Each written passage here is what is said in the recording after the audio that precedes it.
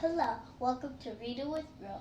My name is Monroe. Make sure to like, subscribe, hit the bell button, and give me some hearts.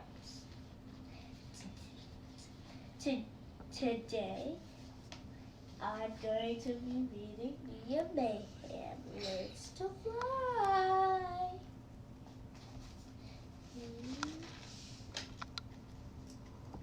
Let's jump into the book. We left off at Chapter 7. Chapter 7 is Flying or Short Off. Chapter 7, Flying or Short Off. The tracker led us to Eddie's house. We don't know if Pat was inside, but Eddie waved at us to follow him. Eddie, I said, if your parents are home, we can't just walk into your house like this. All right, he replied with a laugh. Okay, wait here. I'll check for the dogs.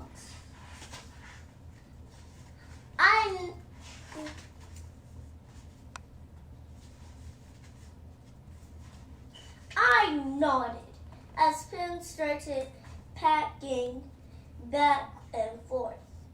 Pacing back and forth. With rooms. Which room is Eddie's? He asked. Pen did not like waiting around after all. He was a superhero, and he needed to take charge. I pointed to Eddie's open window. We're wasting too much time. I'm going in, Pen declared. No, that's really not a good idea, I said as calmly as possible.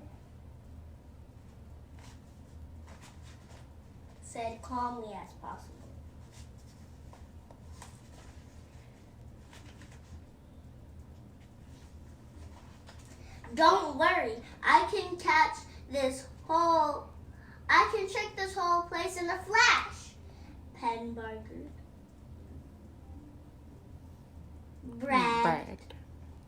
Then he took a few steps back, pushed off, and flew into Eddie's room. Ugh, working with this kid sure wasn't easy. But now that we were a team, there was only one thing to do. I flew through the open window and tumbled right into Eddie, who was gathering extra leashes and treats. Yankees! Eddie cried. You said you were going to wait outside. Oh, I know, but someone was getting honest.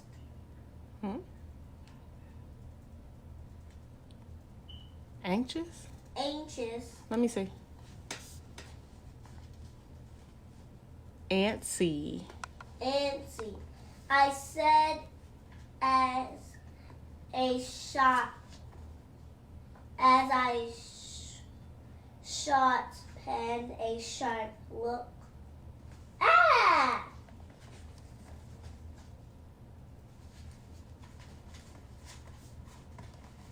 Well, the dogs are here, said Eddie, but I thought we could use some supplies for when we... Great idea, Eddie, I exclaimed. Pen studied the room. And then he said, hey, that's a pretty good idea. What does your tracker say? Eddie held it up and gave it a wave. The dogs are on the move. Then so are we, said Penn, and he flew out the window and shrugged. I shrugged. I think he's really excited about finding the dogs. Yeah, I can see that, said Eddie. I'll get my bike and meet you outside. Zing.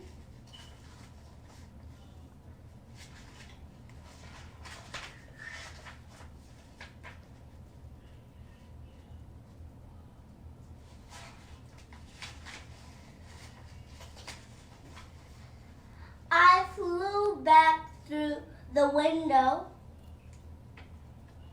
and a few minutes later, Eddie was out on his mountain bike. According to my tracker, they're heading across town, Eddie declared, to cover the most area. Let's split up, Penn shrugged, suggested. For once, Penn and I agreed on a plan. So we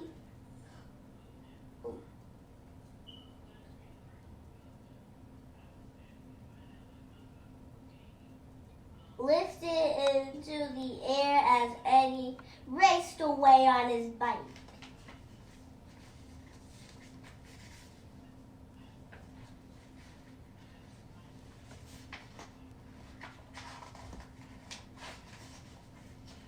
As I glided along weightless, I was so relieved.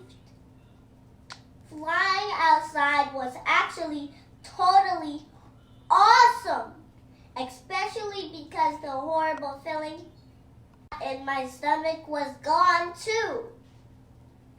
But then I looked down, and that big knot in my stomach came back.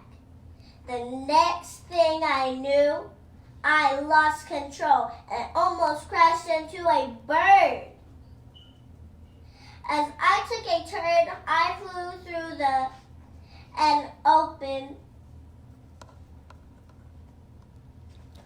office building instead, and somehow I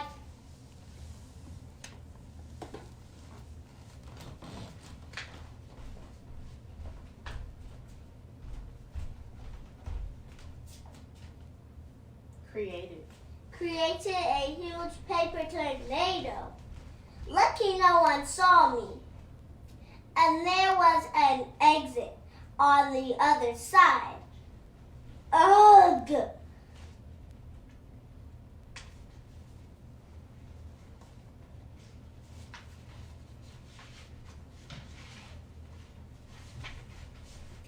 But this time, there was only one place for me to go.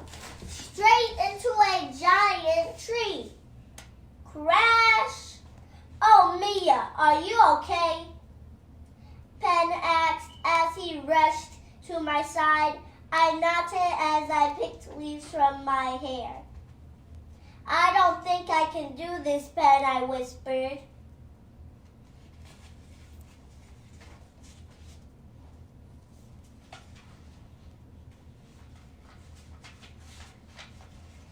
Well, I think you can, he said with a smile. Remember what we learned in class?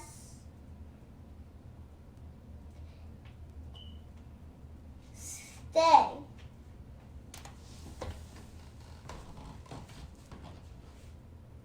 Balanced. Stay balanced and steady, I replied slowly, and Penn reached down to grab my hands and helped me up. Now, here's something I wish I'd known before we left. Flying in the real world isn't the same as flying in a wind tunnel. There are a lot of unexpected things you've got to look out for. But the good news is I learned that when a friend is right next to you, even your biggest fears can disappear. Now, that is a difference. Chapter 8, Eddie's Wild Ride. Penn and I zoomed across town, the wind rushing against my face was like nothing I'd ever felt before. The knot in my stomach finally disappeared, and I was able to really look around. We passed the post office, the movie theater, and even my favorite ice cream shop.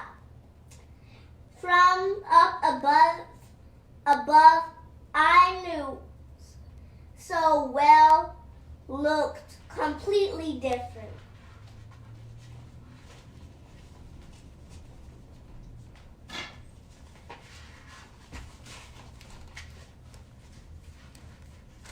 When I dove a bit lower, I saw Eddie racing down the street.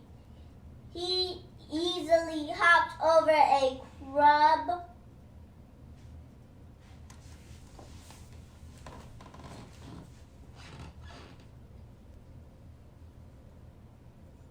Oh, that says curb, and then I can't see after curb.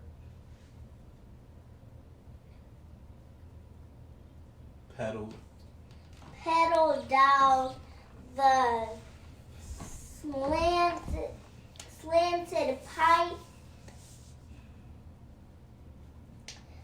and skipped past a row of trash cans. But then he started to go down a random alley. I knew he was in trouble. His tracker must have misled him because he was heading straight into a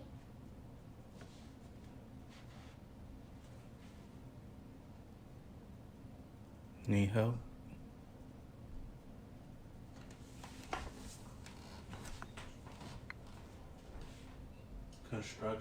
Construction site. Construction site. Look out! I yelled over the booming noise of giant vehicles. Lucky Eddie heard me just in time. He sped over the mountain of dirt, jumped a set of steel farms and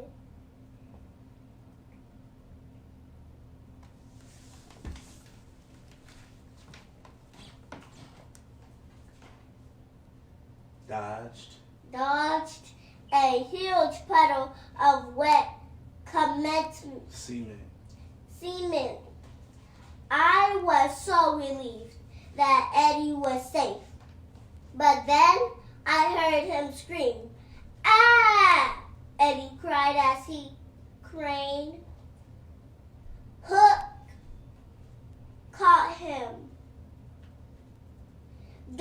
crane hook caught him. As a crane hook caught him. Don't worry, Eddie, I yelled as I went into another dive. I swooped down and grabbed Eddie without his bike. Then I looked over and saw that Penn had caught it.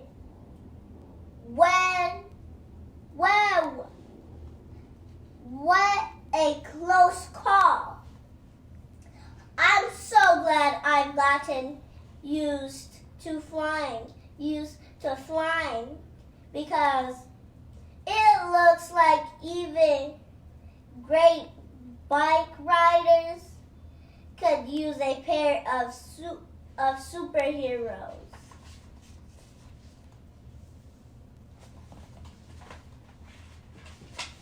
Chapter 9 and 10 we will be reading tomorrow.